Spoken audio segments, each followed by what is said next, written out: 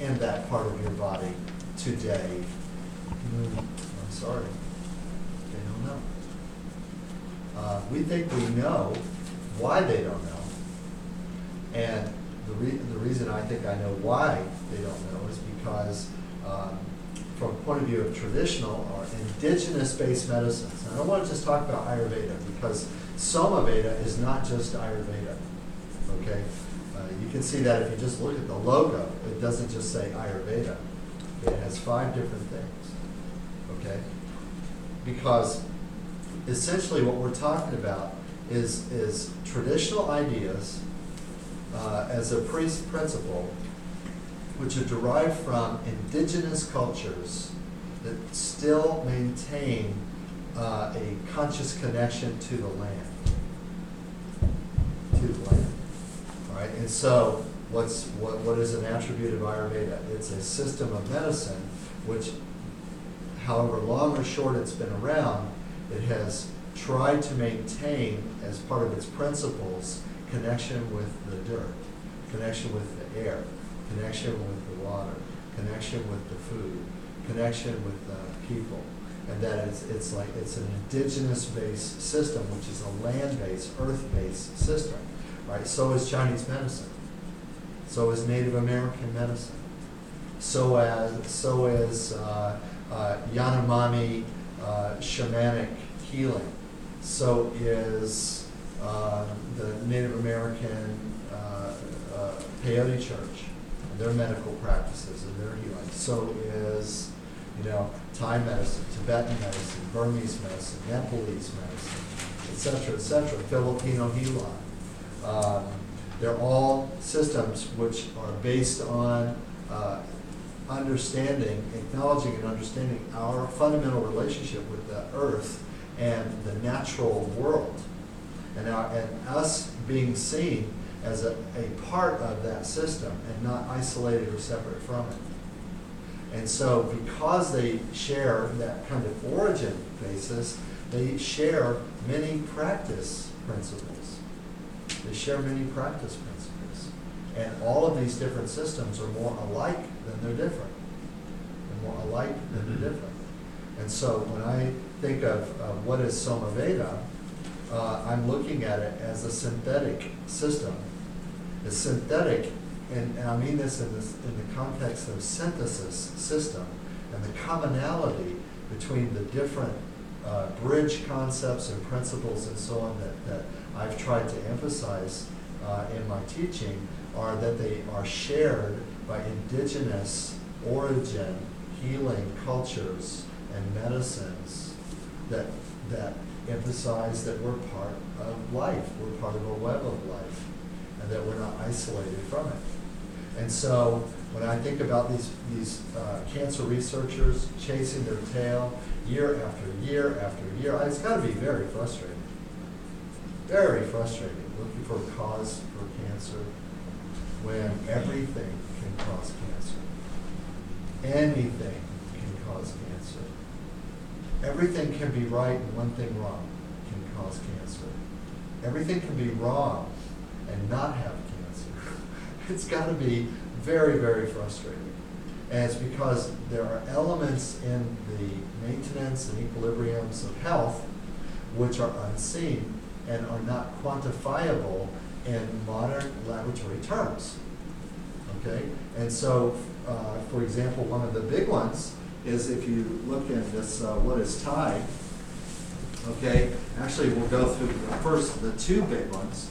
Number 1 is this concept of Shen. Concept of Shen, which is simply defined as the spiritual essence of being. It's the fundamental or vital elixir which calls forth for the creation of life, ultimately manifesting as men and women. Okay? So, number 1, the vehicle of life, Shen. All right? So Shen is not something that can be weighed and measured and quantified. You can't test it for pH. You can't say if it's acidic or alkaline. You can't say if it has a polarity, positive or negative. You cannot you cannot explode it at the atomic level in the Hadron Collider in CERN, Switzerland. Okay? But yet, there it is. The closest thing that comes close to being like it, and there's a lot of debate about this among scientists, is perhaps dark matter. Perhaps dark matter.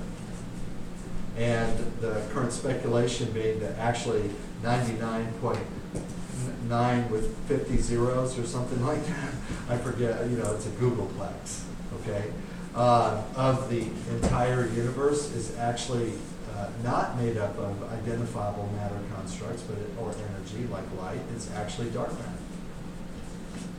And the only way, we can't weigh it or measure it, and the only way that physicists can postulate it is by its effect on things that can be measured. But it can't be measured. But its effect can be measured. Well, see, I think those guys are onto something. That's what I think. I think they're onto something.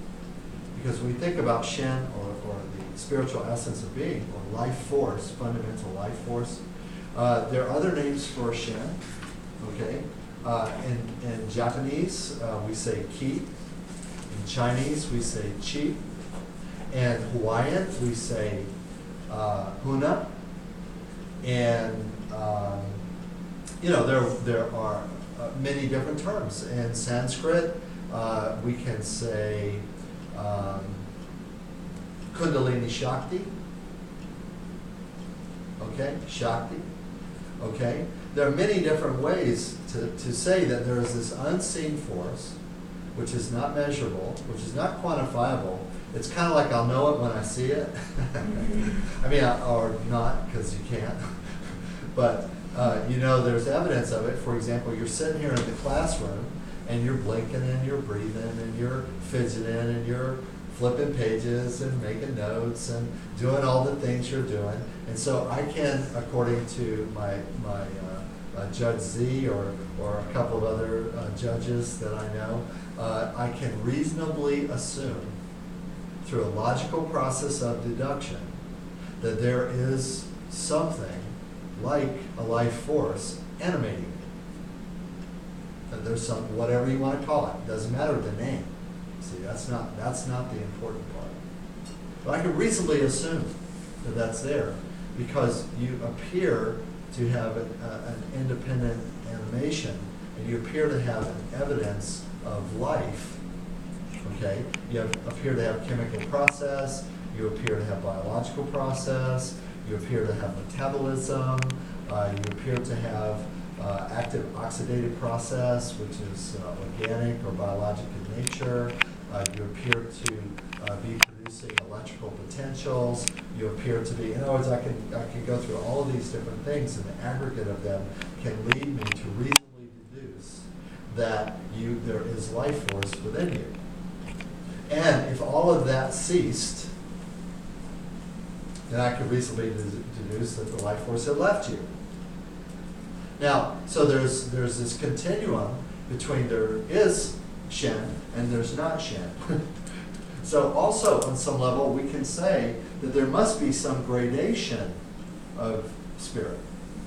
In other words, from none visible, none available, none apparent to all that there is. And that there's, on some level, there's got to be some gradation. And so when we start talking about the gradation and the manifestation of the life force, then that's how we get into our constituents and the different parts of us. Our emotions, our mind, our instincts, our inclinations toward movement. In Ayurveda, all of these things are broken down actually in many different ways. It's really meant to be a simple system, by the way. Although, it's sometimes difficult to make it simple. It really requires your best effort to do that. But, we have there are only three things in Ayurveda that we're ever concerned with. And that is, we have the Doshas, Dhatus, and Malas. Doshas, Dhatus, and Malas. That's it. Everything in Ayurveda, as far as a therapeutic process and or assessment, is based on assessing the life force as it manifests in Doshas, Dhatus, and Malas. Okay? Doshas being the body types, okay, well, which there are 7. Right? There are 3 primary and the 4 secondary, but there are 7 doshas, just like there are 7 chakras. Okay? Doshas are actually, there's really also, at the same time, it's just a categorization, because there's actually no such thing, because each dosha is a composite of 2 different elements. So really you got to know what the elements are to know what the dosha is, okay? But then, you know, basically, it's say that it's how the life force manifests in tissue, how the shin manifests in tissue, okay? So that's a dosha. Dhatus are the material that manifest the energetic qualities and elemental qualities of the dosha, the material. So if we say the 3 primary doshas are Vata, Pitta, and Kapha, and then we have the 4 secondaries, which are Vata, Pitta, Pitta, Kapha, Vata, Kapha, and Kapha, Vata. Okay. Then how do they manifest in the tissue? Well, they manifest in the form of dhatus, and dhatus are the tissues. They're the actual biologic constituents. The actual biologic constituents. The blood cells, the tissue cells, the bones, the hair, the nerves, the capillaries, the various fluids, the interstitial fluids, the lymphatic fluids, the bodies of the T killer cells, etc. In other words, everything that's inside of you and everything that's part of you that is tissue. Okay, those are the dhatus, and those are the manifestation of the energies of the elements and the dosha. And also, dosha is one of those words. You know, I've said this before. There's no exact English translations of any of these words. We use what's called common language, common translation, common transliteration. But even, for example, defining the word dosha, it can mean body type, but it can also mean wind or humor. So it actually is the same word as prana. It's another way of saying prana. Okay, wind is prana. Dosha is wind. Okay, but it's wind with the characteristics of elements: ether, air, fire, water, earth, and some combination. Okay, animated with consciousness. Back to the shin. In other words, what happens when spirit, when shin, when vital life force mingles with the constituents of the material world, which are the 5 principal elements, and then those become the 3 doshas, and then the 3 doshas further manifest. So we're talking about, this is ray of creation, guys. You know, we're talking about this kind of a list where we're talking about we're coming from fundamental cosmic consciousness. Then we have the concretization of personalized ego and consciousness, which then manifest in material form, in elements, and then doshas. And then as the doshas manifest, they have to manifest in tissue, bones, skin, hair, eyeballs, etc., juices, you know, saliva, pee. And then there's a further step in that hierarchy of that ray of creation of the, I want to say the cosmology of you, okay, which is the Mala. And Mala are all the waste products, all the biologic off-casting, the outgassing, the exhaled carbon dioxide, the effluent and oozing of fluids from the tissues, the oxidative byproducts, the uric salts, the lactic acid, decarbonized glycogen, urine, the fecal matter, the sweat, the tears, the exfoliated skin, etc. And these are the debris, okay, which are actually the evidence that life is occurring. See, if life is not occurring in the doshas manifest within the dhatus, then there's no mala. Okay, so actually waste products, and we might even say toxins, from this point of view, are actually quite healthy. They're quite beneficial. In other words, the fact that you produce waste is a good thing. It's not a bad thing. We don't want to stop that. If you could take any excremental process, if you could take any process of removing waste from any tissue, and somehow through your magic detox program, you could actually stop that from occurring, you would die shortly thereafter. Because you take a breath, you inhale oxygen and other rare gases, because we know there's many, many gases in the air: oxygen, nitrogen, xenon. Okay? You breathe in, and then you go through this osmotic process where the oxygen, the air, it's really not oxygen, so that's why we like to use the word air. The air goes into your lungs, and via your lungs into your bloodstream.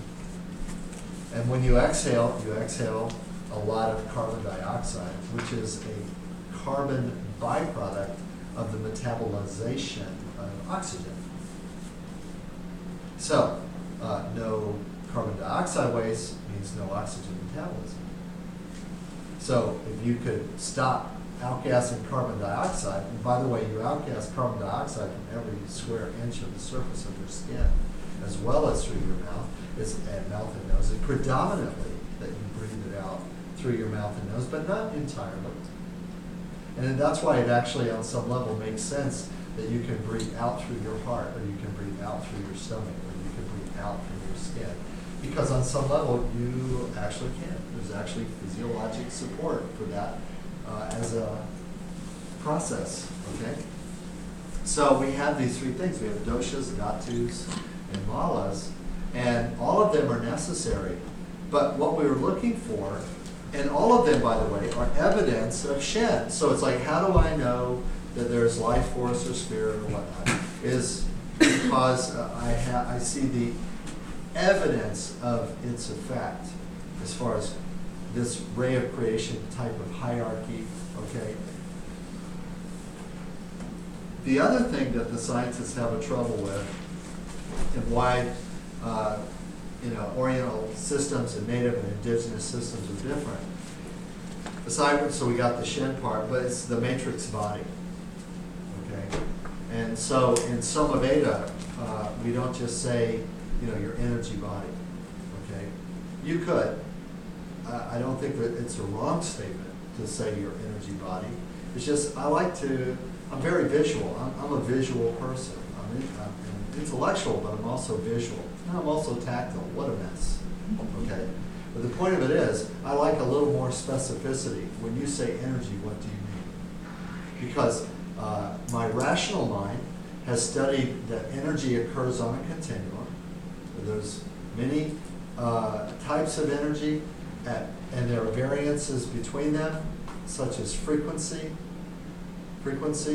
okay? Output, power, wattage, amperage. When I think of the matrix body, I'm thinking of energy existing as a pure field, but I want to think of everything about that is part of us. And so all of the different energy systems overlap. So we have the Ayurveda energy system of chakras, marmas, mulatras, bendu, all the points. We have the shrotas, channels, all of the nadis, energy lines, and so on. We have the chakras, primary, secondary, tertiary, nexus or confluent points or transitional states of energy, and all of which are represented as fields of energy. Shraddhas and nadis and sin lines are fields of energy in motion. So we say that's the same as a kind of circuitry.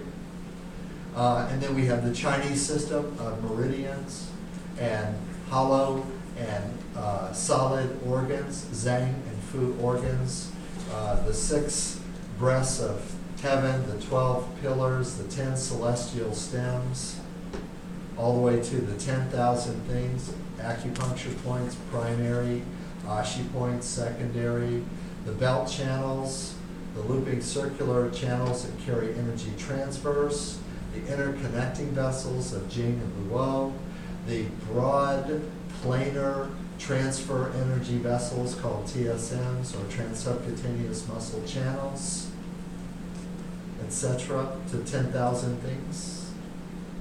Theory of yin and yang, 4 directions. We get into Native American, and we learn about primal spirit, past life, spirit in various realms and dimensions, that our consciousness, that our actual energetic body simultaneously exist in more than one dimension. And I'm not talking about just the classical 4 dimensions. Okay? X, Y, and Z plus time. Okay? But that our body actually exists in additional dimensions, simultaneously occurring in multiple dimensions. And there's speculation that simultaneous or that concurrence of consciousness in multiple dimensions is infinite. In fact, the concurrence of your spirit, of your consciousness, of your manifestation in multiple dimensions is infinite. But some of that infinity is more accessible than others. In other words, I may not be able to conceptualize myself as an operating point of view, to have interference with and to interact with all of these infinite permutations of my consciousness, but some of them I may have access to more readily. Okay? And so you have this Native American viewpoint of concurrent consciousness in multiple dimensions, and on certain levels being able to have actual literal experience and communication with all other living things, even living things outside of our solar system, in real time. All of these systems are pretty interesting to me. When I think about the matrix body, when I say the word matrix body, I'm actually referring to all of that. All of that. There's actually no energy element that you can identify, which I do not include as part of our energy body when I say the matrix body. And so I want you to understand when I use the word, what I'm talking about. We're going to watch tonight One World Spirit, which is a documentary with Alex Gray. And Alex Gray, who is one of my, well, since I first learned about him, actually, he's been one of my favorite artists since I learned about him.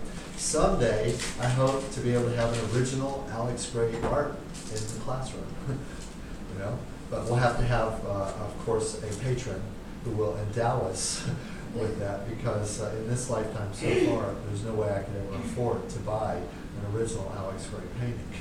And a lock on the door. Yeah, and well, no, I mean, the endowment would have to be a new building with security and staff. You know, we'd have to have a curator, we'd have to have security, we'd have, Tour guide. yeah, tour guide. You know, but I'm up for it. You know, so if you hear of anything like that that's available, please, you know, by all means, keep me in mind. I'm a fan. All right. But part of the reason I'm a fan, and I keep referring you to Alex Gray, is because as a Western artist, he's one of the artists that is simpatico with my worldview of how intricate the matrix body actually is. It's not just a few chakras or just a few lines that one's kind of reddish and one's kind of bluish. There's more to it than that. Okay? Because it's via the matrix body See, the Shin manifests in two bodies simultaneously, right? We have the Dhatus, okay, which is the material body, and by the way, that's the same as the mice body, the Dhatus, same as the mice body, but in a little more detail, I think, in my system than in the classical Ayurveda, okay? But it also manifests in the matrix body. In other words, the actual energy body, the energy lines, the energy points, the chakras, whether they're primary, secondary, tertiary, etc., they're all still up to the same thing, which is manifesting, creating a vehicle for manifestation of consciousness in this world, in this life. All up to the same thing. One is the energetic representation of consciousness, and one is the material representation of consciousness. And that even that duality gives us this duality that's also classic in indigenous systems. In Ayurveda, we call it Purusha and Prakriti, the male and female, the Shiva and Shakti principle. There's that duality of energy and materiality. In Chinese medicine, we have the theory of yin and yang, consciousness being the Tao, manifesting as yin and yang, male and female energy. In Native American medicine, we have Ate and Ina, Father Sky and Mother Earth. Father Sky and Mother Earth. And everything that happens in the world is based on a dance, a love affair. A love affair between Father Sky and Mother Earth. And we're the offspring of that love affair.